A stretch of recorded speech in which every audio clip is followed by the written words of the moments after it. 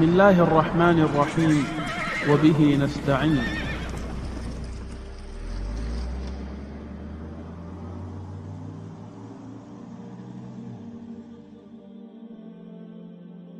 Practical examples of shirk and governorship.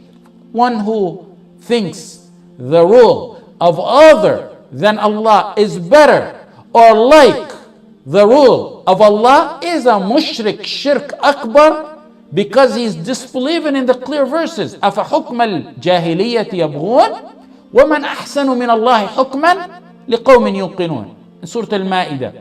Do they seek the judgment of other than Allah? Do they seek the judgment of those who are the judgment of the days of ignorance? حُكْمَ الْجَاهِلِيَّةِ. Another verse, أَلَيْسَ اللَّهُ بِأَحْكَمِ الْحَاكِمِينَ. Is not Allah the best of all judges? These are rhetorical questions. They don't need an answer. It's a statement. Another form is to merely think it's permissible to rule by other than Allah in that which other than Allah revealed. That's shirk akbar. Why? Because it's against what's in the verses, and it's in the hadith and ijma', prohibiting judging by other than what Allah has ordered. A third scenario is to legislate laws or a sharia different than what's in the Quran and the Sunnah, believe in this law is permissible to judge by, or believe in this law is better or equal to the laws of Allah. Shirk akbar. Legislated other and contrary to what Allah has ordered. A fourth example, another example, willingly obeying or accepting whoever governs by other than the rule of Allah, acceptance by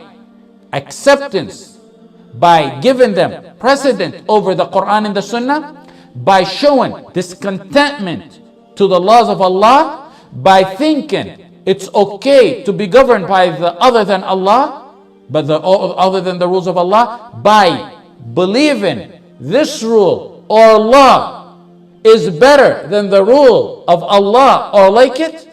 وَمَنْ لَمْ يَحْكُمْ بِمَا أَنزَلَ اللَّهُ فَأُولَٰئِكَ هُمُ الْكَافِرُونَ in Surat al-Maa'idah. ذلك بأنهم كرهوا ما أنزل الله ذلك بأنهم كرهوا ما أنزل الله فأحبط أعمالهم in Surah Muhammad. The fifth example in shirk of governorship is to call to rule by other than the Sharia of Allah, like those who call for laws that allow women to walk with no hijab, or those who call for laws to have open usury in the society, or those who call for laws to stop the law of having 4 wives. The call to any of that is major shirk. Takes one out of Islam. Because calling to such a call can only stem from a heart that admires laws of other than Allah in those matters and deems those better than the laws of Allah. The call to it merely implies that clearly and openly, and it implies hatred to the laws of Allah. That's major shirk. He's also most likely a munafiq, because he will tell you he's a Muslim and he's a supporter of the Muslim, and he'll bring you pictures of him in the Jum'ah Salah. The one who declares a matter halal and it's haram, and he's a sincere, genuine mujtahid, that's a totally different situation. A mujtahid may declare a matter halal and say it's haram, and the opposite by error, for one of many excuses that ulama outlined in this matter, such as, for example, the most popular scenario is the hadith did not reach him, so he considered a matter halal because the hadith did not reach him. The error of a genuine mujtahid, reputable genuine mujtahid, is not kufr or shirk. It's not even a sin. It's actually something he will get rewarded for. One reward. For one who knows it's wrong and follows a path different from the path of the Prophet ﷺ knowingly, that's shirk. Ibn Taymiyyah in his third volume, the Fatawa, said, when one makes halal haram or opposite, that has an ijma' on it, or switches and replaces the sharia, meaning replaces the sharia with another, then it's consensus he's kafir by the consensus, by ijma' of the fuqaha.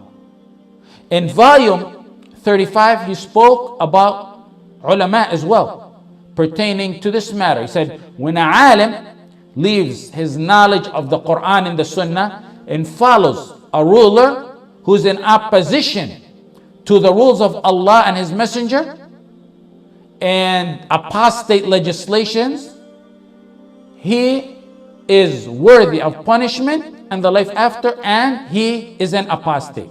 Ibn Kathir, in Bidayah wa Nihaya, in the 13th volume, he said, whoever leaves the shara that was revealed to the Prophet Muhammad ﷺ and chooses to be governed by other than the Sharia, that's kafir.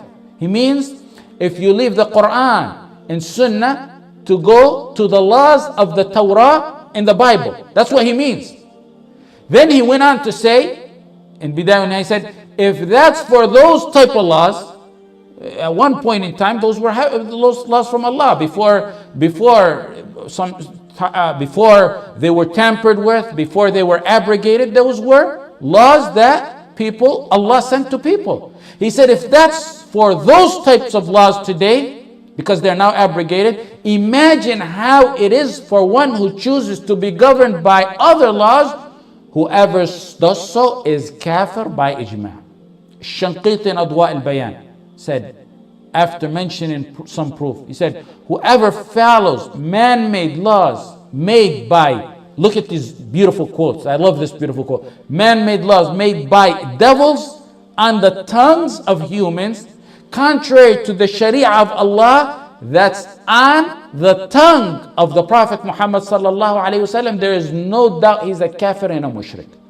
Only one who doubts that is one who Allah obliterated his vision and blinded him from the brightness of revelation.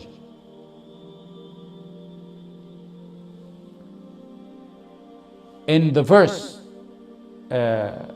Muhammad ibn Ibrahim, Imam Muhammad, Shaykh Muhammad ibn Ibrahim, when he mentioned فَلَا وَرَبِّكَ لَا يُؤْمِنُونَ حَتَّى يُحَكِّمُوكَ فِي مَا شَجَرَ بَيْنَهُمْ, said Allah denied iman for those who do not put the Prophet as their judge in their dispute. This is a denial with an oath.